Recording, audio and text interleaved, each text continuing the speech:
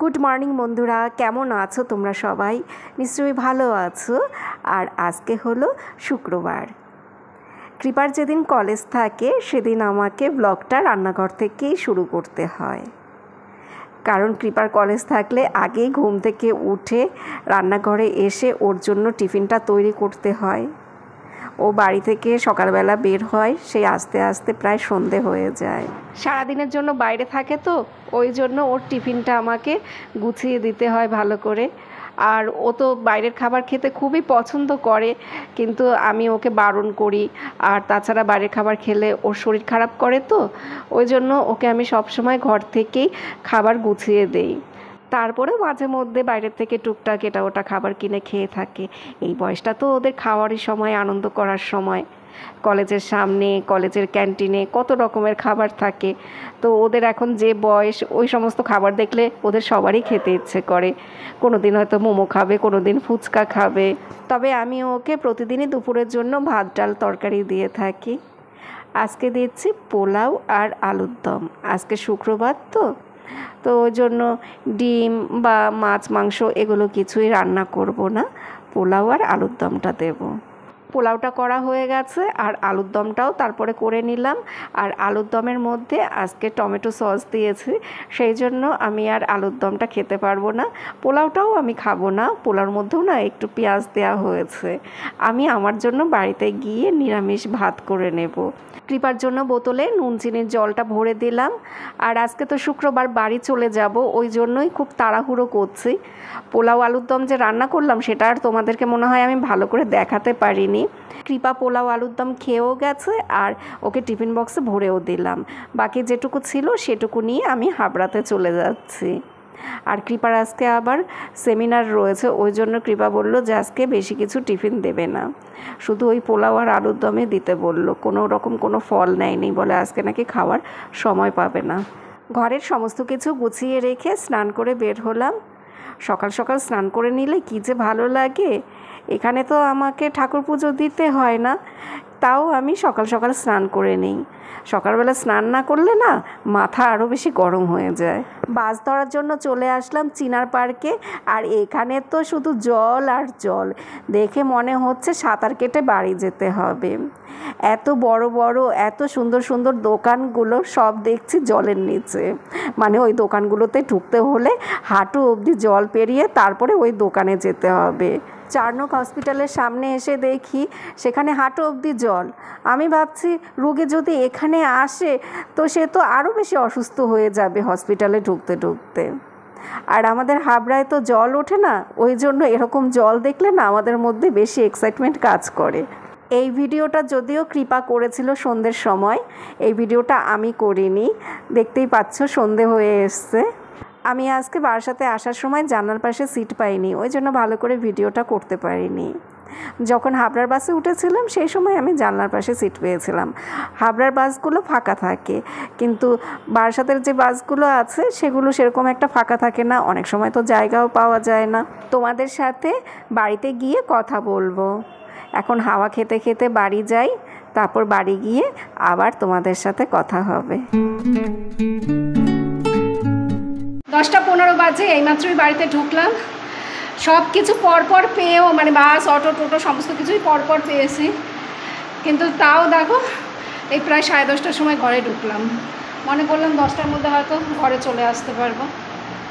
তো এখন এই রান্নাবান্না করি। ঘরে যা অবস্থা হয়ে থাকে না, ওই রান্না করতে করতে এগুলো সব ঠিক করবো। চারদিকে দেখো শুধু বাসন আর বাসন। মাসি বাসন ধুয়ে দেয় আর আমার বর সেগুলো এখানে এইভাবে রেখে দেয়। আর এই যে অর্জুন বাবার কাজ। জানলাটা খুলে দিই, দরজা জানলাগুলো খোলে না, ঘরটা কেমন গুমোট হয়ে রয়েছে। আবার বৃষ্টি নামবে। কালকে আমার বর অর্জুনকে চাউমিন বানিয়ে দিয়েছে। চাউমিনটাকে যে বেঁধে মানে ঠিক করে যে রাখতে হয় ঢেকে ঢুকে, সেইভাবে রাখেনি, এইভাবে খোলা পড়েছিল। এই যে দেখো কি অবস্থা। বারবার বলি খাবার খোলা রাখবে না, বাসন কোসন যখন ব্যবহার করবে তার আগে একটু জল দিয়ে ধুয়ে নেবে। এত কিছু কি বলে দেয়া যায়? যে চাউমিনের প্যাকেটটাও ঠিক করে রেখে দেবে, এত কিছু তো মাথায় আসেনি। চাউমিনটাকে এইভাবে খোলা রেখে দিয়েছে। রাতের বেলা আরশোলা টিকটিকি কত কিছু গেছে তার ঠিক ঠিকানা নেই। এখনকার দিনে সবাইকেই সব রকমের কাজকর্ম শিখে রাখতে হয়। ছেলেদেরকেও ঘরের কাজ শিখে রাখতে হয়, আর মেয়েদেরকেও বাইরের কাজগুলোকে শিখে রাখতে হয়। আমার হাজব্যান্ড সংসারের কোনো দিন কোনো কাজ করেনি, তো এখন যেটুকু যা করছে ওইটুকু করতে ওর খুব কষ্ট হয়ে যাচ্ছে, যেহেতু কোনো দিন করেনি আর এখন বয়সও হয়েছে। এবার দোকান সামলে সংসারের এই সমস্ত কাজ করা ওর পক্ষে সত্যিই কষ্ট হয়ে যাচ্ছে। এই জন্যই বললাম সবাইকে সব রকমের কাজ শিখে রাখতে হয়। কখন যে কার কোন কাজটা করার দরকার হবে সেটা আমরা কেউই জানি না। এই বয়সে এসে আমি সাইকেল চালানো শিখলাম। তোমাদের সাথে তো সেই সব ভিডিও আমি বছরখানিক আগে শেয়ার করেছি। আমার কিন্তু অনেক বয়স হয়েছে, ভারী চেহারা, তারপরেও আমি সাহস করে সাইকেল চালানো শিখেছি। সেজন্য অনেকের কাছে আমি প্রশংসাও পেয়েছি। আমার মা আমাকে ছোটোবেলায় সাইকেল ধরতে অবধি দেয়নি। আমি মোটাসোটা ছিলাম, তো পড়ে গেলে আমার হাত পা ভেঙে যাবে, ওই কারণে। তাই ছোটোবেলায় আমার সাইকেল চালানো শেখা হয়নি। আর এখন আমার মাথার চুল পেকে গেছে, এই বয়সে এসে আমি সাইকেল চালানো শিখলাম। প্রয়োজনে আমি এখন সাইকেল নিয়ে এদিক ওদিকে যেতেও পারি। ওই জন্যই বললাম, ছেলে বলো মেয়ে বলো, সবাইকে সব রকমের কাজ শিখে রাখতে হয়, প্রয়োজনে যাতে সে নিজের কাজ নিজে করতে পারে, অন্যের উপরে তাকে যেন নির্ভর করতে না হয়। প্রথমেই আমি গ্যাস ওভেনটা ভালো করে পরিষ্কার করলাম। এই দুদিন আমার হাজব্যান্ড রান্না করেছে, তো গ্যাস ওভেন একদিনও পরিষ্কার করেনি, তো সেগুলোই সব ঘষে মেজে পরিষ্কার করলাম। তারপরে ভালো করে ডাইনিং টেবিলটা পরিষ্কার করলাম। তারপরে ফ্রিজ খুলে দেখলাম কি আছে না আছে, সেগুলো সব কিছু আবার বের করলাম। আর এখন এই যে ক্যাবিনেটের এই পাল্লাগুলো আছে না, এগুলো পরিষ্কার করছি। রান্না তো বসিয়ে দিয়েছি, গ্যাস ওভেনটা পরিষ্কার করেই রান্না বসিয়ে দিয়েছি। আর রান্না করতে করতেই আমি এই সমস্ত কাজগুলো করছি। সব কিছু গোছানো হয়ে গেছে, আর রান্নাটাও প্রায় হয়ে এসছে। ডালটা ফুটে উঠলেই রান্না কমপ্লিট। এবার উপরের ঘরে যাই, উপরের ঘরে একটু দেখে আসি এক দৌড় দিয়ে। উপরের ঘরগুলো গোছানো হয়ে গেছে, এখন গাছগুলোকে দেখতে আসলাম। ওই গাছটা তো মরেই যাচ্ছে দেখছি, পরে জল দেব। এই যে এইসব গাছগুলো তো জল দিতে হবে, এখানে বৃষ্টির জল পড়েনি, এই গাছটা তো মরেই যাচ্ছে। কেন যে এরকম হলো? এটা ঘরে কিছুদিন ছিল, সেই জন্য কি এরকম হয়ে গেল? আর ওটা বাইরে ছিল। আমি আর কোনো গাছ ঘরে নেবই না, এখানেই থাকুক। বৃষ্টি তো হয়েই যাচ্ছে, ডালটা মনে হয় এখনো ফুটেই যাচ্ছে, যদিও জাল কমিয়ে দিয়েছে, এটা শুকিয়ে গেছে বোধহয়। পটল ভাজা, আর এই হলো মুগ ডাল এই মিষ্টি কুমড়ো দিয়ে, এর মধ্যে ভেন্ডি সেদ্ধ দিয়েছি, তারপরে আর জানি কী দিলাম, ওল কচু সেদ্ধ দিয়েছে, এই যে দেখো। ব্যাস, আজকের এইটুকুই রান্না। স্নান করে আসলাম এইমাত্র, এখন ভাত খাবো। আর ওই যে সকালবেলা তো পোলাও আলুর দম করেছিলাম, সেটা তো ফ্রিজে রেখে দিয়েছি, ওটা তো নিয়ে এসেছি টিফিন বক্সে। তো অর্জুন ওটা দিয়ে খাবে, রাতেও অর্জুন ওই পোলাও আলুর দম ওটাই খাবে। অর্জুন পোলাও আলুর দম খেতে পছন্দ করে। গুড ইভিনিং বন্ধুরা, আমি তো এখন অর্জুনের স্কুলের সামনে আছি। খুব বৃষ্টি হচ্ছিল, ওই জন্যই আমার বর আজকে গাড়িটা বের করলো। এই অর্জুনকে নিতে আসবে 3:30টার সময়, তখনই বললো যে বৃষ্টি হচ্ছে খুব, অর্জুনকে বাইকে করে আনলে তো অসুবিধা হবে। তো আমি বললাম ঠিক আছে, তো গাড়ি নিয়ে যাও। আর আমিও গাড়িতে উঠে বসলাম, তাড়াতাড়ি করে রেডি হয়ে গাড়িতে উঠে বসলাম। ভাবলাম গাড়ি যখন যাচ্ছে আমিও যাই, অর্জুনের সাথে দেখা হয়ে যাবে তাড়াতাড়ি। কিন্তু যেই গাড়িটা ও বের করলো, আমাদের বাড়িটা যেই ছাড়িয়ে আসলো, অমনি দেখি বৃষ্টি হাওয়া, বৃষ্টি আর নেই, বৃষ্টি উধাও। বৃষ্টি যে কী করে এরকম রোদে বদলে গেল বুঝতে পারলাম না, মুহূর্তের মধ্যে বৃষ্টিটা রোদ হয়ে গেল। সে মানে কি রোদ, কড়া রোদ। কিন্তু এই বলতে বলতে দেখো আবার এই যে বৃষ্টি শুরু হয়েছে। তোমাদেরকে আমি বলছি যে বৃষ্টি আর হচ্ছে না, রোদ উঠেছে, এর মধ্যে দেখো আবার বৃষ্টি শুরু হয়ে গেছে। দেখো বলতে না বলতেই কি বৃষ্টি, কি বৃষ্টি। আমার বরের খুব দুঃখ ছিল যে গাড়িটা বের করলাম আর বৃষ্টি হাওয়া হয়ে গেল, এই যে আবার জোর বৃষ্টি শুরু হয়েছে। এই মাত্র কি রোদ ছিল, মানে মুহূর্তের মধ্যে ওয়েদার চেঞ্জ হয়ে যাচ্ছে। আর আমি তো একদম দেখো ভিজে যাচ্ছি, পুরো ভিজে যাচ্ছি, গাড়ির কাজ তুলতে পারছি না। আমার বর ওই পাশে দোকানে গেছে অর্জুনের জন্য একটা ক্যাডবেরি আনতে, আমিই পাঠিয়েছি। আমি তো পুরো ভিজে গেলাম, কিচ্ছু আনিনি। কি আনবো বাবা? মাকে গদ্দার বলিস? তুই চুপি চুপি বিরিয়ানি খেয়েছিস, আমি ফ্রিজের মধ্যে বিরিয়ানি দেখতে পেয়েছি। আমি তোমাকে বললাম সেটা ফেলতে, তুমি ফেলো নি কেন? বাবা ছেলে দুজন মিলে চুরি করে বিরিয়ানি খাও কিনে কিনে। হ্যাঁ, আর আমাকে বলো আমরা ভাত খেয়েছি, রান্না করেছি, হোম ডেলিভারি খেয়েছি। কেন, এটাই খুশি না? খুশি না? আমি তোমাকে একটুখানি মিষ্টি ঠিক আছে বাবা। এই সময় কি ঝাল ঝাল কিছু পাওয়া যায়? মানে আমি যখন এসছি সেই সময় কত দোকান খোলা থাকে। আর আমি কি সেই সব দোকানের সামনে থেকে আসি? চলো বাবা, 2 দিনের ছুটি পেয়ে গেলাম।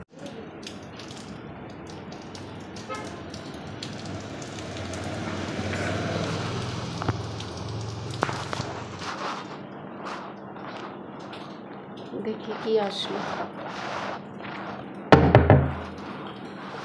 আমি শুধু এগুলো কিনে কিনে ঘর ভরে রাখি, হ্যাঁ, কিন্তু এগুলো ঠিকঠাক উপযুক্ত জায়গায় আর রাখা হচ্ছে না। নে আনবক্সিং কর। ও ওইসবই কিছু একটা হবে।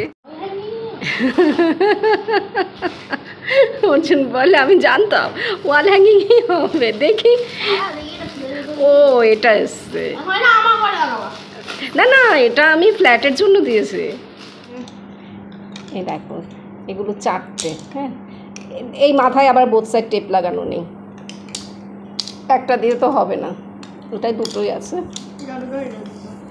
দেয়ালে এগুলো লাগালে পরে চিপকালে ভালোই লাগে দেখতে, কিন্তু চিপকে থাকে না। থাকতেও পারে, আমি দেখেছি এগুলো ছোট তো, ওই জন্যই আমি অর্ডার করলাম।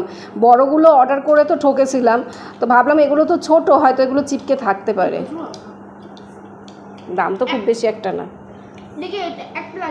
আমাদের সবার ডিনার হয়ে গেছে, আমরা উপরে ঘরে চলে এসেছি। আর এই যে আমার বর মশাই, একটু দেখাতো সবাইকে, একটু হাই বলো, একটু নিচু হও, তোমার ভুঁড়িটাই দেখতে পেয়েছি। আমাকে মারলে কেন? সবসময় হাত চলে। শুক্রবার দিনটা আমাদের সবার কাছে খুব আনন্দের দিন। এই দিন একটু দেরি করে ঘুমানো যায়, মানে পরপর 2 দিন ছুটি থাকবে, সেই আনন্দে আমরা থাকি। আজকে বাবার সাথে শুবি না? আর আমি এখন গাঁটি কচু কাটবো। ও কৃপা সেই রাত 8:30 পৌনে 9টার সময় এসছে বাড়িতে। ও আজকে বাসে করে এসছে, আর ওদের কলেজ আজকে একটু দেরি করেই ছুটি হয়েছে। ও যে বলছিলাম না সেমিনার আছে, বাসে করে তো প্রথমে মার সাথে আসলো, তো মার সাথে আসতে আসতেই ওদের পুরো দিন কাট। ওই যে কলকাতায় জল ছিল, ওই জলের মধ্যে দিয়ে এসছে, সেই দেখাচ্ছি। তো ওই জলের মধ্যে দিয়ে ওই এসছে, তো ওই জন্য রাস্তায় খুব জ্যাম ছিল।